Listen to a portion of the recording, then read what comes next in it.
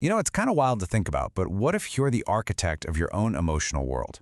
Not in the sense that you control every single feeling that shows up, but that you have the power to design the very foundation you stand on. So let's grab the blueprint, shall we?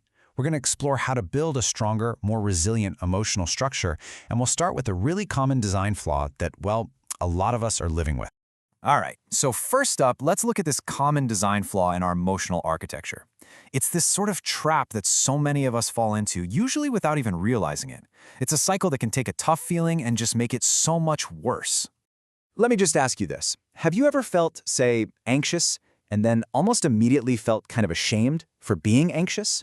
Or maybe you felt sad, and then you got angry at yourself for feeling sad? Yeah, that experience, piling a second negative emotion right on top of the first one, that is the absolute core of this trap. And it often starts with this one simple little thought. I shouldn't be feeling this way. Or maybe it sounds more like, why can't I just be happy? Or I'm just so weak for letting this get to me. That right there, that's the voice of judgment. And it's the very thing that turns the key and locks us inside that trap. And here is the crucial part, the thing we have to get. When we judge ourselves for having a totally normal human emotion, we don't make it go away. We actually make it stronger. We're just adding these extra layers of shame or frustration right on top, which makes the original feeling way more intense and overwhelming. It's like trying to build a solid house on a foundation made of sand. It's just not going to work. So if the old way is broken, how do we rebuild?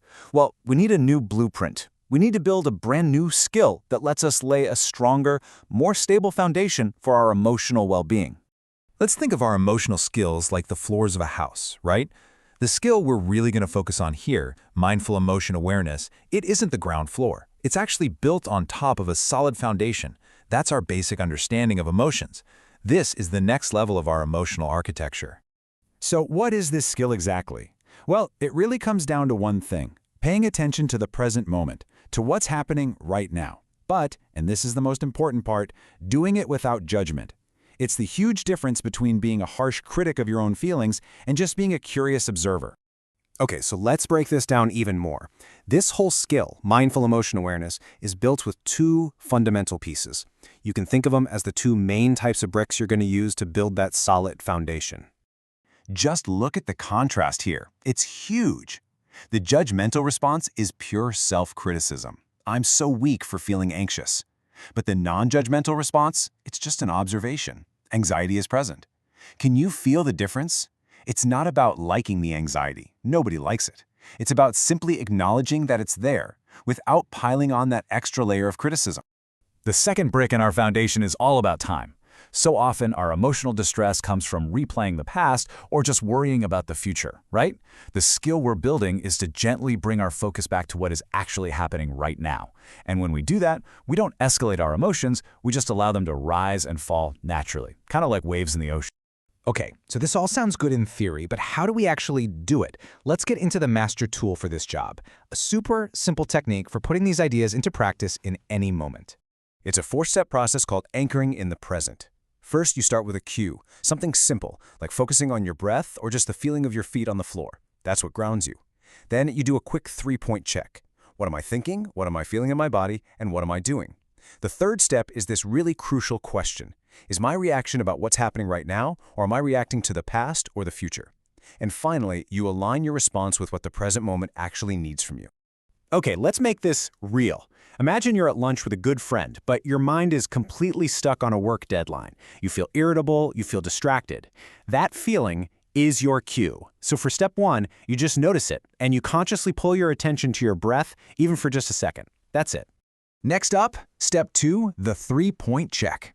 You do a quick internal scan. Thoughts? Okay, I'm thinking I'm never going to finish this project. Physical sensations? My shoulders are tense, my heart's kind of racing. Behaviors? I'm tapping my foot, and oops, I haven't heard a single word my friend just said. You're just collecting the data. No judgment. And right here, this is the shift. For step three, you ask the question, and you realize all of this stress is about a future event, that work deadline. It has literally nothing to do with this present moment, with your friend. And that realization, that's what empowers you for step four. You make a conscious choice to refocus your attention on your friend. Right here, right now. The work can wait. Now, practicing this anchoring technique isn't just some quick fix. Every single time you do it, you're actually doing something much more powerful. You're building what you can think of as an emotional muscle. I absolutely love this analogy. Every time your mind wanders off into worry or regret, and you gently guide it back to the present, it is literally like doing a bicep curl for your attention. You are strengthening your ability to choose where you put your focus. And let's be super clear about this. The goal is not to stop feeling. It's not about becoming some kind of robot. Anxiety, sadness, anger, they are all part of the human experience. The goal is to build the strength to surf those emotional waves instead of getting knocked over by them. It's about learning to respond with skill and with choice, rather than just reacting on autopilot. So let's end with this thought. Your emotions are just data, not directives. They give you really valuable information, but they don't have to be your boss. So as the architect of your own emotional world, the question isn't whether or not you'll have emotions. The question is, what will you choose to build?